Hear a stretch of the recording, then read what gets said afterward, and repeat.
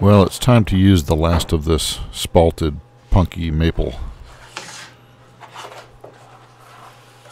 I've made a couple bowls from this, but the farther down the slab I get, the worse the punkiness is. It's got some really soft spots. But it's so beautiful. I want to use as much as I can.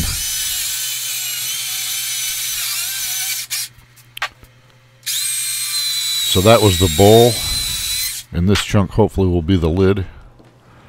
And there's what's left. And you'll see how bad this wood is here just in a second. That's pretty bad. But it's so pretty. Gotta use it. Of course, I tested those two pieces that I cut to make sure I couldn't break them. But I wasn't sure what was inside of them. But that's okay. We'll go forward with it. Move ahead and try to detect it. It's not too late for this rotten piece of wood to whip it, you know, into shape.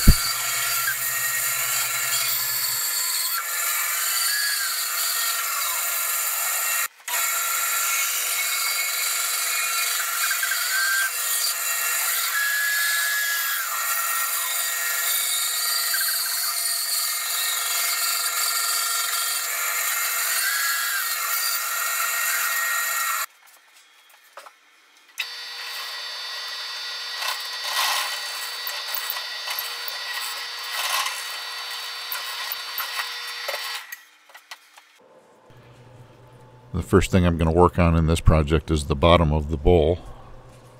So I'm mounting this piece on to the chuck with a worm screw. And then I get to work with my trusty 5/8 inch bowl gouge, which I use for most of this project.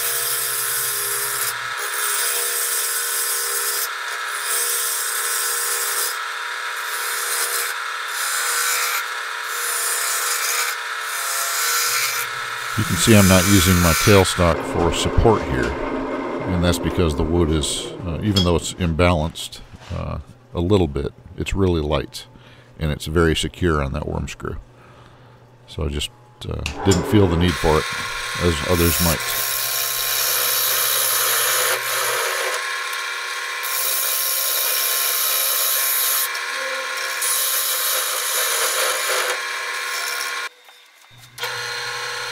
And here I'm just using a 1/4 inch parting tool to form the mortise for when I reverse mount this onto the chuck. But before I do any of the final sanding on this, I've got to fill or stabilize all the punky spots, and there were quite a few. I used thin C8 glue to do that. It just soaked it in like a sponge.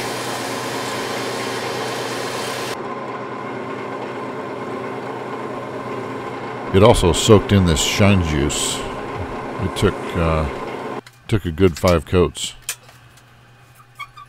to get it looking halfway decent.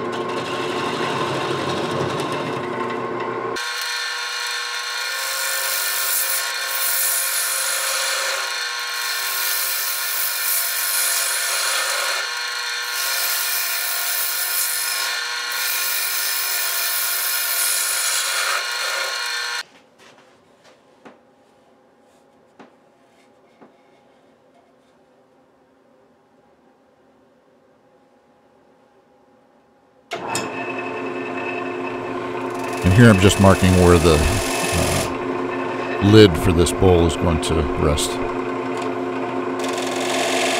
And what I'm doing is just resting the heel of the tool onto the rim of the bowl and then pivoting onto the bevel so I engage the cutting edge, and that avoids any checks that might happen.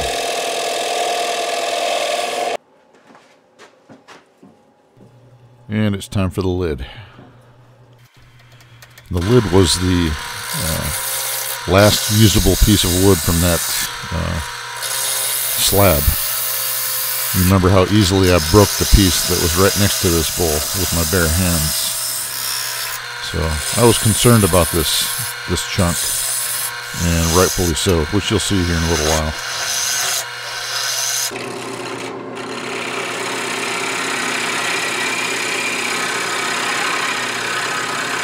You can see the amount of dust coming off of this bowl, along with some shavings, and there's the reason why.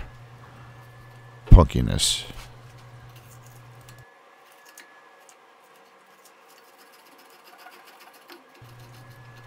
So I just did my best with a little carving tool to eliminate as much as I could, scraping and cutting down to where the wood was a little more firm. And here I'm just using black duct tape, nothing special. I left a little bit of slack in there, you can see it sticking out. And I just poured in some resin.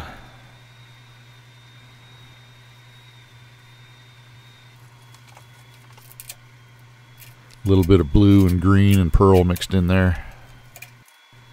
I let it sit for about 18 hours before I took the tape off.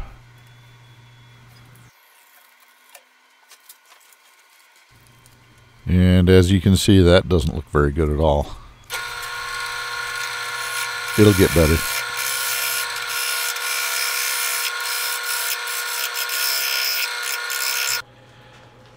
The more I turned, the more punkiness I uncovered. But I didn't want to convert the whole lid into a resin piece, so I just started stabilizing as I found it with the thin CA glue.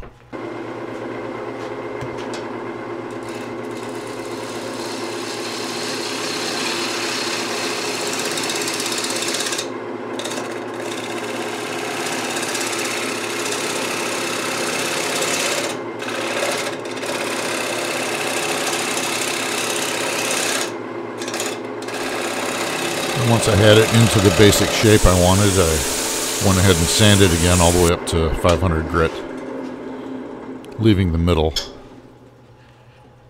which I'll use as a tenon to reverse mount this. There, that resin looks a lot better now, doesn't it?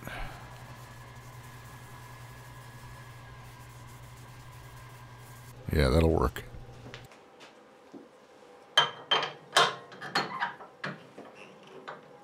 Now, before I flip this over and start working the inside of the lid, let's take a look at what some of my amazing subscribers have made. How about this egg? Bruce Jordan, at Jordan Woodworks on Instagram and Facebook. Daniel Kaiser makes these rings. Oh, Dan. Beautiful. John Scott combined these two woods. Purple Heart and Walnut. I like it. Lee Bedford's first two projects look way better than my first two projects. Very good. And I can't say enough about Paul Komp's work. Can you believe he made these in his first 6 months of turning? I'm just blown away. Just amazing. Beautiful.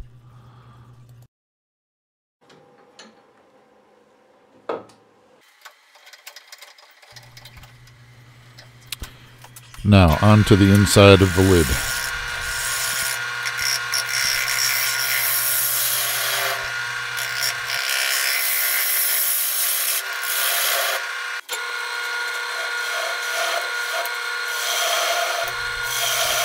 It's pretty much the same process as the bowl. Just kind of hogging out the wood from the middle. You can see a little bit of the resin coming through. That's how deep that punkiness was. And there's more to deal with.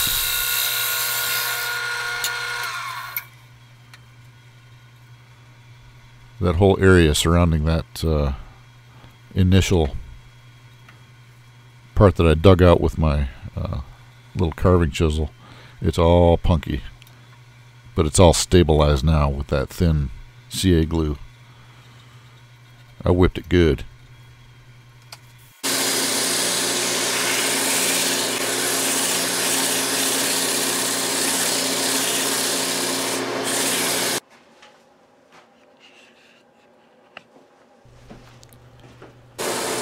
I reverse mounted the lid onto a set of jumbo jaws that I had mounted on my chuck. Took the tenon down with my 5/8 bowl gouge and then sanded up to 500 grit and applied the shine juice.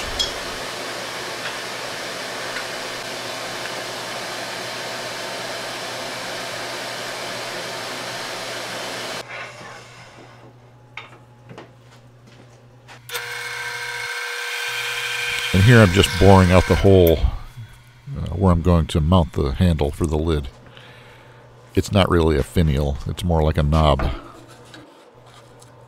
I wanted to use the remnants that I'd cut off. It was either the bowl or the lid, I'm not sure which. But this was the best piece,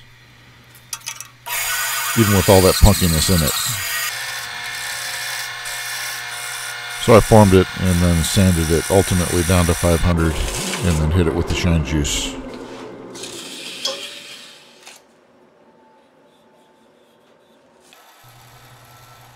I want to take this time to once again thank everybody for your amazing support. It's been a great year. Close to 50,000 subscribers now. And I'm so thankful, so grateful.